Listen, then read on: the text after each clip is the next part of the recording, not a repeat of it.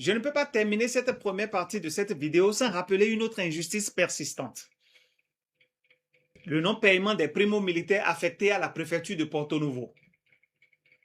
Suite à notre dénonciation l'an dernier, les autorités de la préfecture ont demandé des ordres de mission de ces soldats qui assurent la garde. Puis, plus rien. Silence total. Et comment oublier les missions douanières à haut risque qui sont payées à 150 000 et les chefs prélèvent 50 000 de ces 150 000? La mission WAPCO, 150 000. 30 000 sont retirés.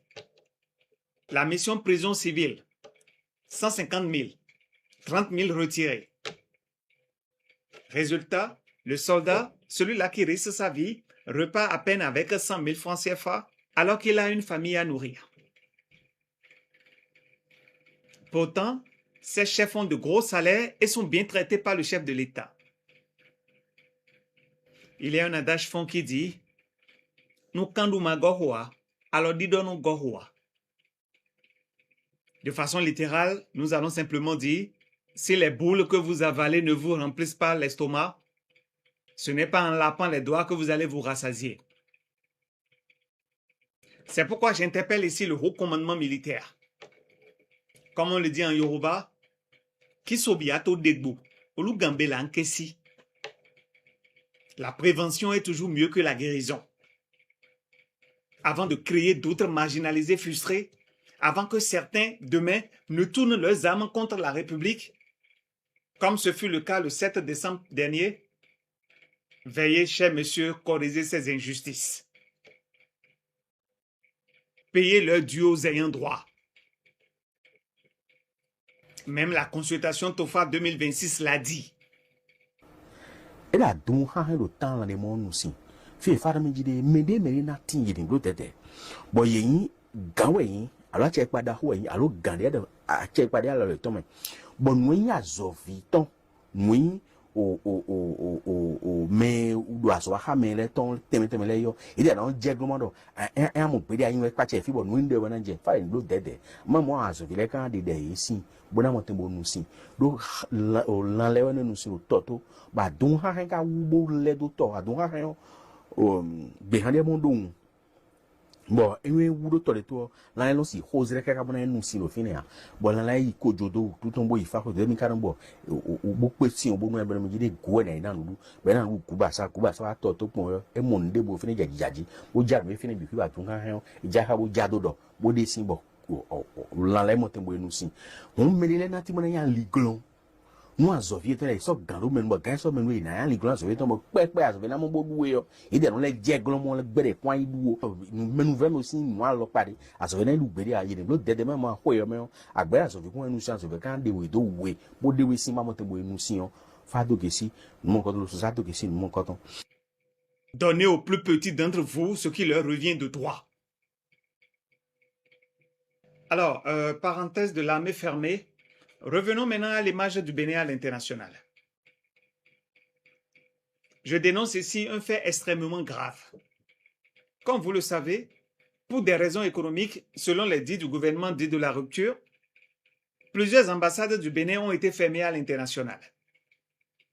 C'est le cas de l'ambassade du Bénin à Bruxelles en Belgique, où des employés ont été licenciés dans le cadre de cette fermeture en 2020.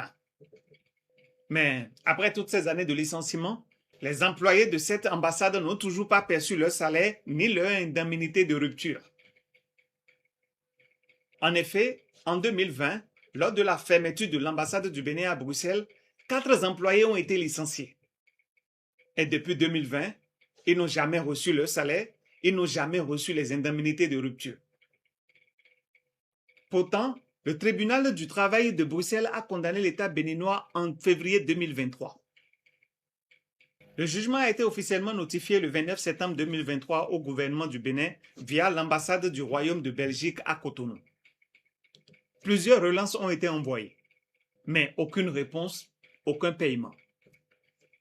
Aujourd'hui, le dernier espoir de ces employés est de s'exprimer publiquement, de ramener l'affaire sur la place publique. Et après, on s'étonne que la crédibilité du pays s'effondre à l'international. À quoi sert d'avoir une loi quand l'État ne respecte rien du tout, ni les lois, ni les décisions de justice. Un État voyou, c'est un État qui ne respecte pas les lois, ni les décisions de justice. Dans le domaine du partenariat public-privé, il est important que, pour que les partenaires viennent investir dans un pays, qu'il ait la sécurité judiciaire et que l'État respecte les lois. Il ne suffit pas de voter des lois. Ça ne servirait absolument à rien si l'État lui-même, il viole les lois. Le pouvoir exécutif est devenu quelque chose de dangereux pour le développement des Béninois. Il faut que le pouvoir exécutif n'ait plus l'impression qu'il maîtrise tous les autres pouvoirs. Chères autorités de mon pays, le non-respect de cette décision pourtant exécutoire nuit à l'image du Bénin à l'international. Un État sérieux agit-il ainsi? Juste 4 citoyens. On ne parle pas ici de milliards de francs CFA.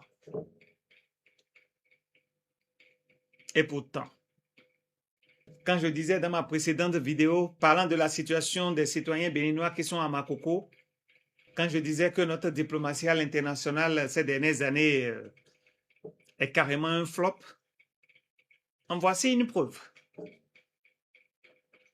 Un pays qui prétend avancer, qui prétend avoir retrouvé son chemin, ne peut pas bafouer les décisions de justice, mais